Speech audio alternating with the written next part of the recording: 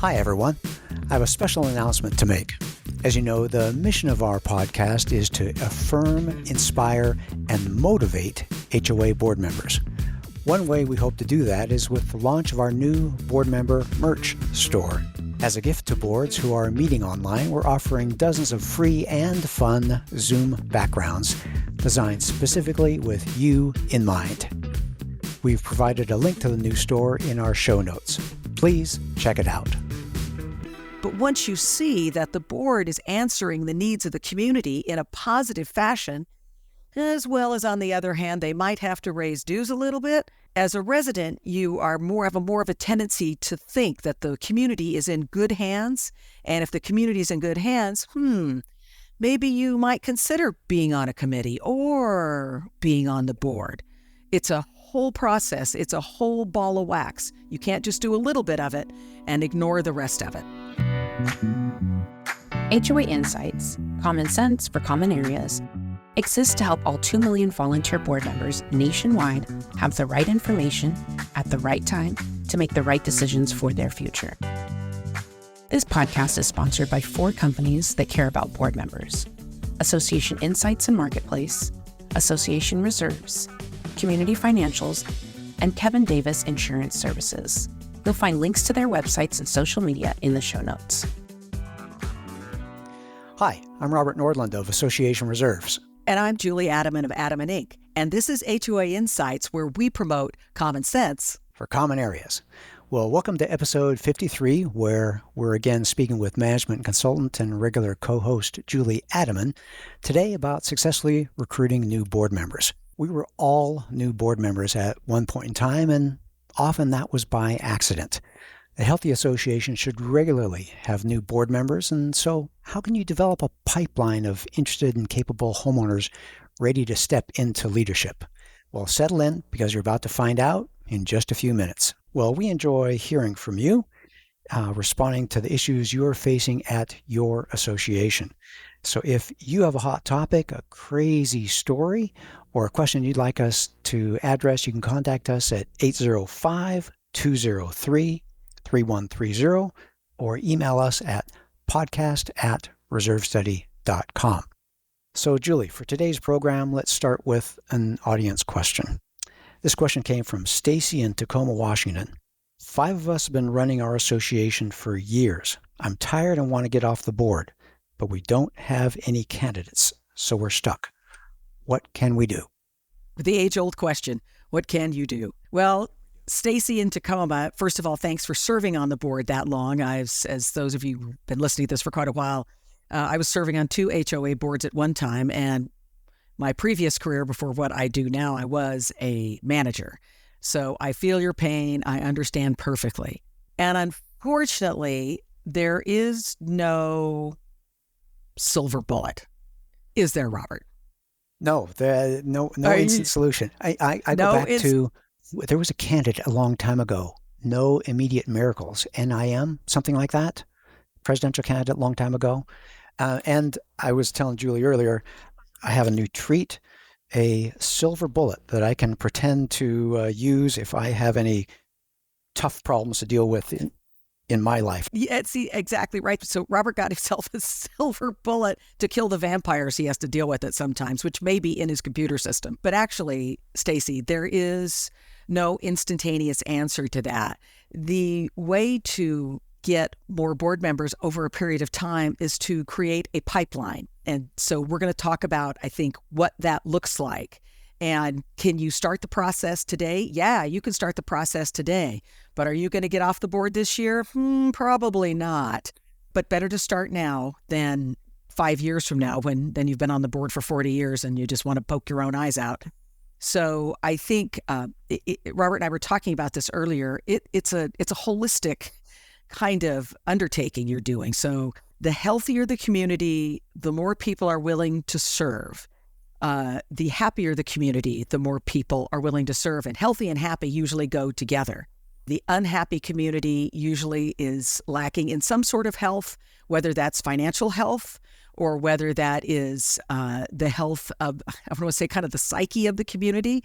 I've always tell board members that I deal with, I'm like, all community associations have a personality. I mean, and I like to liken them to dogs. I mean, some associations are the Labrador Retriever, and they're just the wonderful association that, they're just affable and things get along and they probably have enough money to deal with things as they come up. The board members get along for the most part. And then you have the pit bull associations. And if you're on a board of a pit bull association, it's not a really pleasant thing because everybody's always growling at you all the time. And again, usually that indicates some lack of health. And then the last of my favorite is the little yippy dog, where things are mostly okay, but you always have that 10% yipping at your heels. So if the Labrador Retriever associations or the Golden Retriever associations, they usually have a good health to them. They have a good psyche to them. They don't get super ruffled over stuff, and they just handle things in course as they come along. The pit bulls, on the other hand, always seem to be far more reactive. So they haven't taken care of things for many years. Then all of a sudden, they have to do something. And it's not affable. It's much more contentious. It's people want to bite. I mean, all of you out there listening who are on board, you know exactly what I'm talking about. So how to develop your association into the Labrador Retriever of communities. And that's kind of where we're going to go with this. Well, Julie, you and I prepare for this, and all of a sudden to hear you talk, all of a sudden my brain is going different directions. Because if my memory serves me correctly, you and I both got on boards because they were problems. And there were problems that needed to be solved and problems that we could solve. And so that was not what we're talking about. But then again, I guess it is kind of what we're talking about because we don't want to wait for an emergency that someone has to come in and rescue. What we're talking about is, you talked about a pipeline, and I think of a construction project. So, okay, let's plan it, let's create it, let's make things better. With Kevin Davis, we talk about lowering the temperature, making things smoother. And you talked about making it friendlier. And I also thinking about businesses. If they're trying to get customers in the door or to their website, they need to do something attractive. And I think that's what you're talking about when you're talking about the pipeline. Make something that is desirable. It looks like, I would like to walk into that store. I would like to browse that website. Oh, the prices are fine. It's not going to kill me. That's exactly right. Yes. But that, like you say, is a process, and it is incumbent upon the board to be doing what they can to make it not just seem attractive, but be attractive. And how do you do that as a board, especially if things are kind of wonky right now? There's something that's not right on your board. Well, first of all, I think the board itself has to come to an agreement among themselves that we are going to move forward as a group, not as you're 5 individuals, but you're still a body, right? I'm not saying that as board members, everyone has to agree with each other. That would be ridiculous because people are just going to disagree. Well, people are different. They are different. And that's actually the beauty of it all, right? But also can be ugly. But the beauty of it all is that they're different. They have different perspectives. But as a very bottom line thing that boards can do, that I think they often don't realize this, is they need to speak with one voice. In other words, once you have whatever problem has come up and the board is going to vote on how to handle it, we're going to go with this contractor, that contractor, if it's something that needs to be redone, or change policy of some sort. And let's say you have a 5-member board and the vote ends up 3-2 to move forward with whatever this is, spending money, changing policy, getting a new contractor, whatever that is. And then you have 2 board members who completely disagreed with that. Well, the vote was taken. You need to move forward as a body. So the 2 people who didn't want that to happen, it's okay to say, I don't like this. I voted against it, but this is the direction we're going, and we're going to move forward as a group, which means no backbiting, no naysaying at cocktail hour with other homeowners, no going around and sending out nasty emails to the group that wanted whatever you wanted. Move forward as a group. When you move forward as a body, I think that it gives the whole board credibility. It shows the integrity of the board. And when you have those 2 things, which are highly, highly important in this atmosphere, credibility integrity, other people around the association start looking at you guys in a different light and thinking, wow, these board members, no, they don't always agree. Obviously, they've got different points of view. That's a healthy thing. But once it moves forward, we move forward as a body. To me, that is just about the genesis of beginning the pipeline for new people to come into the community, into the board. I like that. It's got to start with that vision for we are here to accomplish one thing, to take good care of the association. It looks like this. And I was thinking to fire the handyman that has been there for 23 years, but is now not the sharpest handyman. And two of the 5 board members may love that person. But if it's the right thing to do to let old Fred go and to hire a maintenance company that's going to be sharp and more cost effective and more responsive and has a cell phone, not a pager, or whatever it is, if you're a dissenting board member, buy him a goodbye gift. Say thank you. But yeah, the right thing to do is to move the association forward. And I think that has so many different ways that it looks positive. It shows that the board is making decisions. At the board meeting, they're making good decisions. They're running on time. It looks like it's a doable project. It doesn't look like a mess, because I have enough challenges in my life. I don't want to invite another one. So is that a little bit of it? Just projecting that we are an organization, that we have our act together? Yes, you're projecting competence, and people really like to see that. So, and I know we have said this before in probably a podcast we did well over a year ago, I think. But if your board meetings run on time, so you don't have an agenda of 12 items and you're there for 3.5 hours due to infighting and being uninformed, not reading your information ahead of time, your board packet information ahead of time, all of these various things that happen, or just running a meeting poorly, people do not want to sign up for that. They do not want to sign up. I live in a 120 unit association and the board meetings are 3.5 hours once a month. No one wants to sign up for that. It looks ridiculous. So when board meetings are well run, the board members, they don't all have to like each other, but they do need to agree to present a good face and a professional face by running on time, by studying your things ahead of time so you can make decisions, by not wandering off the agenda. And if the board meetings last about an hour, that's great. And if you can't make a decision on an item within just 3 to 5 minutes, so it's an old business item and it's whatever, changing pool companies, it doesn't matter. And if it's old business, but you guys are still talking about that for 5, 6, 7, 10 minutes, 15 minutes, you're not ready to make that decision, table it, move forward. And when people who attend that meeting, or they may see them on your closed circuit television within your community, they're like, that doesn't look too bad. I could probably do that. That's doable. So I think the board is the genesis of what we're talking about. And the next genesis is, as a part of the pipeline, is committees. How do your committees operate? Because committees are a great source of new board members to come into the pipeline, provided the committees are well run. The committees have good policies that have been set forth by the board for how they operate. And we ensure that they are doing what they need to do and holding them, I want to say accountable. I don't mean something really harsh. But if you have a lot of committees that are very active typically will report at a board meeting, right? An architectural committee report.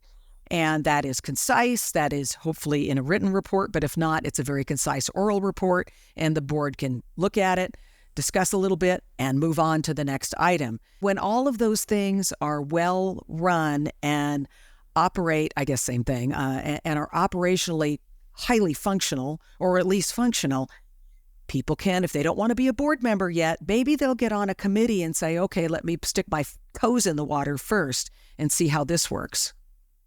I like that. I want to take this a little bit of a sidestep. When I talk to people and I tell them what I do, and I'm in the community association business, I say, where do you live? And they live, I live in a condo, blah, blah, blah, blah, blah. What's the name of your condo? Oh, it's XYZ Management.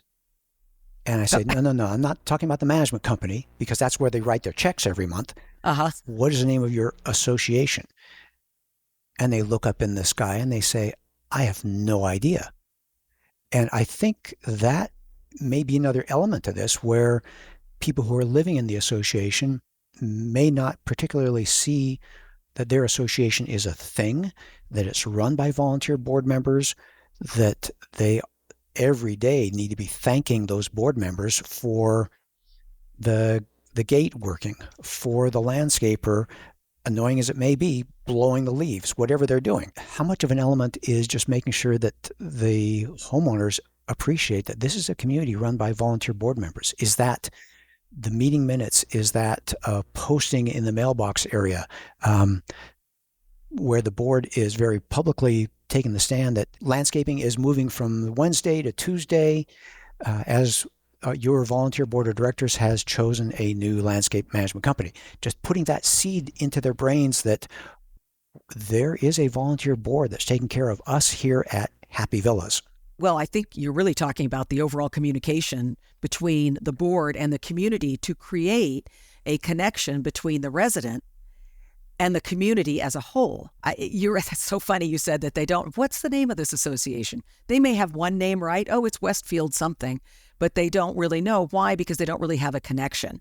Yeah. And that, again, is a huge thing on creating the sense that I belong to something, as well as letting people know how that something operates. Most homeowners, really, they just write the check or, they do the money transfer, and all they hear from their association is dues are going up, or, the streets are going to be slurried on Thursday, but they got that wrong and sent it out too late or something.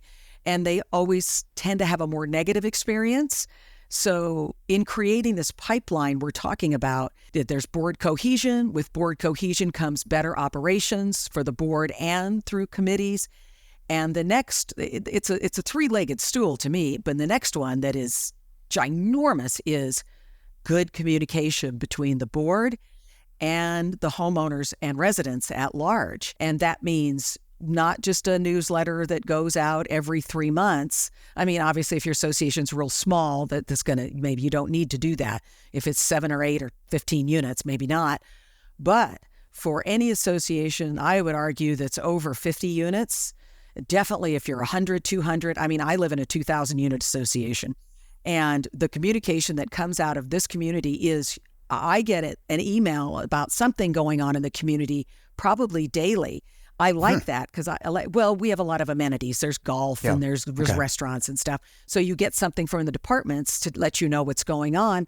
But I don't find it onerous and I don't find it too much. In fact, a lot of it's something you need to know. Because you are a member of ABC Villas.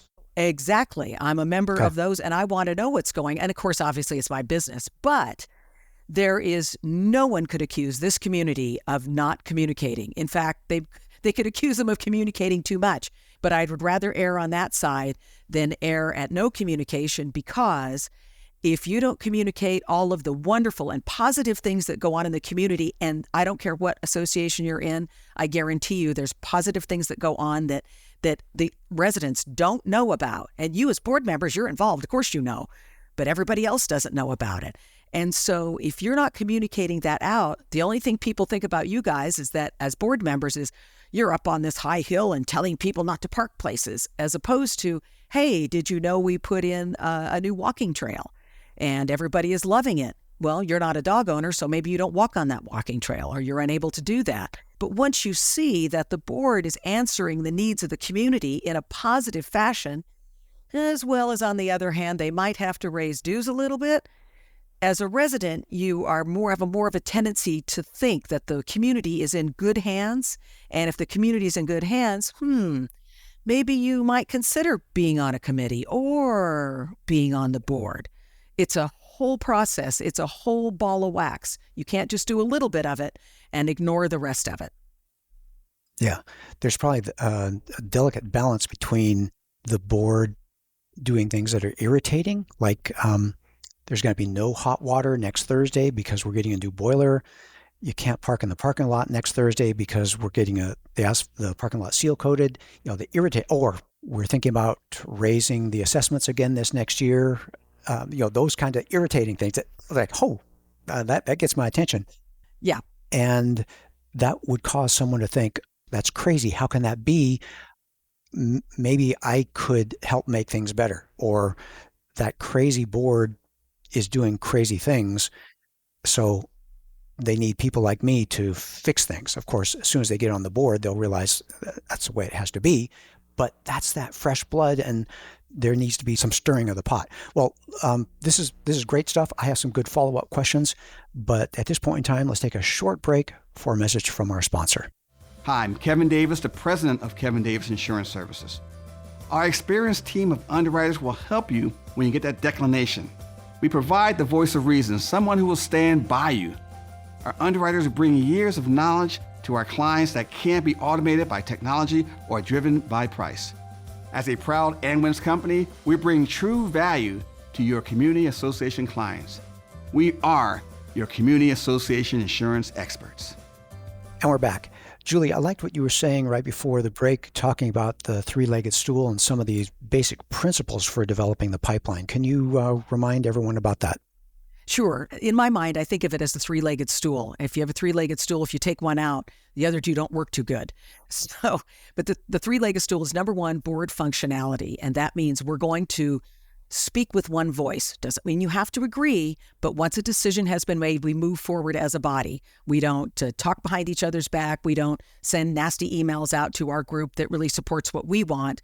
We move forward. We say, nope, I didn't agree with that, but we're moving forward as a body. So that's number one. Board functionality promotes committee functionality, but that also means the board has to set those committees up for success by adopting policies and procedures for those committees, and they can actually all pretty much be the same, with tweaks depending on what committee they are, how often they should meet, what their charter is, what their responsibilities are, et cetera, et cetera. And so you're setting those people up for success, as well as successful committees help make a board successful. But the third leg on that stool is communication from the board to the residents as a whole, to the membership as a whole. And that communication needs to reflect the positive aspects of what you are doing as a board, as well as the other informational things that a lot of residents are going to think maybe aren't positive, like maybe the dues are going to have to go up, or we're going to put off a project until next year because we couldn't, land a contractor in time because everybody's booked already this year. Because so many people think of the community associations as negative. Oh, it's all negative. All they do is raise dues. Yep. Well, that's your job. But on the other hand, you do so much positive stuff, but no one's going to know it unless you tell them. So you can't think, they should know what I'm doing. They don't. You know, but they don't. So it's your job to communicate. So that's the three-legged stool: board functionality, committee pipeline, and committee functionality and communication. I like that. Okay.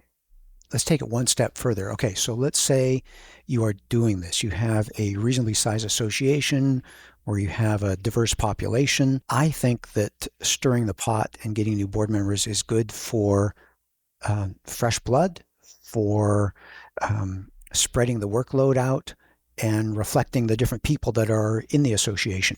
If you are proactive, and if, like we started out with, trying to get off the board, do you go even to that next step, and do you call, email, chat with homeowners saying, and literally nominate them, tap them on the shoulder and say, would you like to? Is that part of the inherent process? Oh, absolutely. I mean, okay. So let's assume your community is functioning as we're talking about: communication, okay, board functionality, the committee pipeline. If you as board members, and you all should be doing this, always looking for your replacement. It's just, you want to move on, especially if you've been the board for years. So who would be a good replacement for you?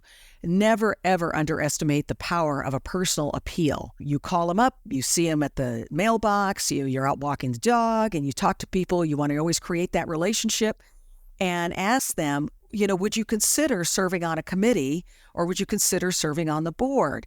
Now, I'm going to tell you, everybody immediately says, oh, no. For the most part, they no, don't want to do that. I don't have time. Whatever it is, oh God. You know what you can do? First of all, you can take no for an answer, but don't take it very long. Let a little bit of time go by and talk to them again. And then another part of your pitch is, especially if your meetings are run well, say, why don't you come to the board meeting next Thursday, and you can see how things work. In fact, I'll give you an idea. I'll give you an agenda so you can see what's going to happen, and you'll see how we function. And if your board functions well, that's not too bad. Now, those people who may not want to be on the board, they may want to stick their toes in the water in a committee first. So if they say, oh, I don't know if I have enough time for the board, but, and you're like, but would you like to serve on the landscape committee? Maybe this person has an interest in the flowers or the trees or something like that. And maybe they'd like to do that. Again, sticking their toes in the shallow end as opposed to jumping into the deep end first. I like that. And you have to judge that. You know who your people are. Yeah. And I'm a jump in the deep end person. Yeah. But a lot of people aren't. Yeah. But I can see someone talking to one another as they're walking their dogs. If you as a board member say, hey, Fred or Susie or whoever, we're thinking about getting little poop waste bag stations. Do you want to help me pick which ones we get? Sure. It could be just a committee of one. It could be a very simple thing. It doesn't have to be this big formal the architectural thing. committee. Right. Yeah. The architectural committee is all year. It could be some budget help. Hey, we're thinking about getting the trees trimmed. That's going to be expensive. Can you help? Would you mind helping me read the proposals? Could it be as informal as that, just to get their shallow end toes in the water? Yeah, I mean, if it's appropriate for that person to be given that information, you as the board members, you're the boots on the ground. You know who you're talking to, and so that could very well be appropriate. And just more of and that would be kind of what we call an ad hoc committee of one, that just, or two that just pops up, say, well, we need some help doing this. And as a board, think about this. So board thinks they're going to need some help doing a couple of things, but they're not really, but it's a committee that's going to pop up, then their job's going to be done and they're going to go away, say. And they can have success. And they can get a taste of what's going on and then be done. So so that's another way to let them just put their toes in the water and let them know that, it's really not all that horrible. And it doesn't really take that much time because our operations run well, our committees run well, we know what we need help with, and we've tasked you to do 2 of these things, and then you can do your report and go off, and do your own life again. And once they kind of see that it's not as onerous as they think, then they may very well be able to say, okay, I can do it. Maybe I can't do it this year because I'm working on some work project or something. Or my kids will be out. My last kid is out of the house next year. I'll be able to volunteer after that. Boom, there you go.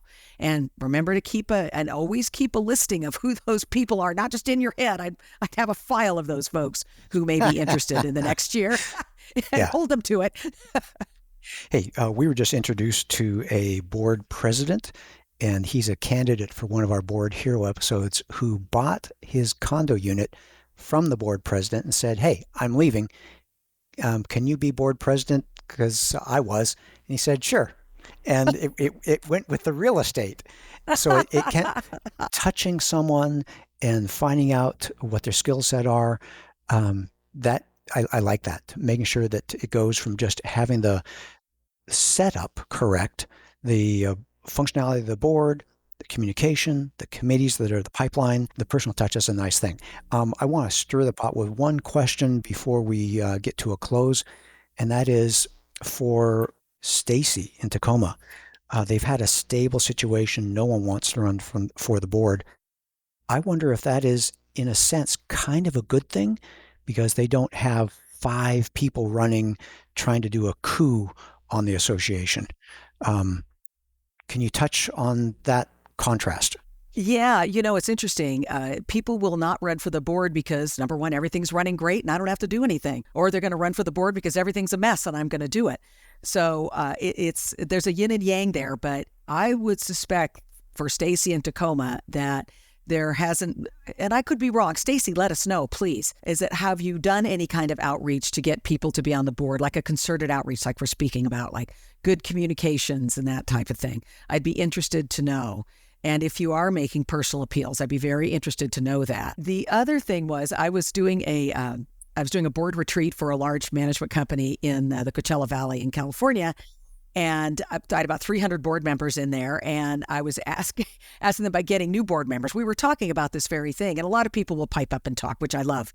And They said that how they got new board members, the place runs like a top, evidently. Okay. How they got new board members was they advertised, they actually put out fake news. They said they're going to raise dues something like $400, and the people came out of the woodwork, and they all got to this meeting with torches and pitchforks, and they said, "We're just kidding. We needed to get you all here because we need new board members." And I thought that was maybe a little dangerous, but that was pretty creative on their part. But they did it. You're right. Yeah. Well, it comes back to communication. You've got to press that communication button. If you don't press that communication button, the stool is going to fall down. So yeah, you have to be careful with that. But you could say we are looking for people who care about our association, Happy Valley Villas, or whatever it is. Yeah. We are looking for people to help us shape the future of this association, because we don't want to get into a situation where leadership is falling by the side and we get into a bad situation. We're looking for people like you who can help us set a good course. How's that? Yes, set a good course. Okay. All right, Julie. Hey, thank you. As always, it's great speaking with you. Any closing thoughts to add at this time? Yeah, I just want to say first, thanks to all the board members. I know it's a thankless job, having done it a few times, and now I'm sitting on another volunteer board since I moved out to this association. So it's lots of fun. But I just want to remind everybody, board members, that if you would like any kind of education about being a board member, if you're thinking about being on a board, I offer online classes for board members. So you could go to my website, which is adamen-inc.com. You can just Google me, Julie Adamen. You'll find the website. Click on the education tab, and you'll be able to access the courses from there. They're not free, but it's not a very expensive cost at all. And I think you'd find it well worth your time. Yeah, that way you can swim. You don't have to sink. No, you say it better than that. No more sink or swim. That's our swim. Motto is no more sink or swim. There you go. Well, we hope you learned some great HOA insights from our discussion today that helps you bring common sense to your common areas. We look forward to having you join us for another great episode next week. You've been listening to HOA Insights, common sense for common areas. You can listen to the show on our podcast website, hoainsights.org, or subscribe on any of the most popular podcast platforms. You can also watch the show on our YouTube channel. Check the show notes for helpful links. If you like the show and want to support the work we do, you can do so in a number of ways. The most important thing that you can do is engage in the conversation. Leave a question in the comment section on our YouTube videos. You can also email your questions or voice memos to podcast@reservestudy.com, or leave us a voicemail at 805-203-3130.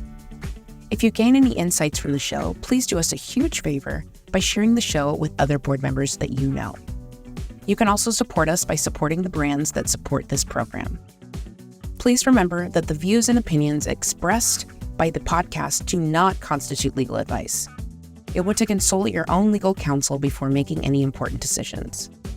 Finally, this podcast was expertly mixed and mastered by Stokelight Video and Marketing. With Stokelight on your team, you'll reach more customers with marketing expertise that inspires action. See the show notes to connect with Stokelight.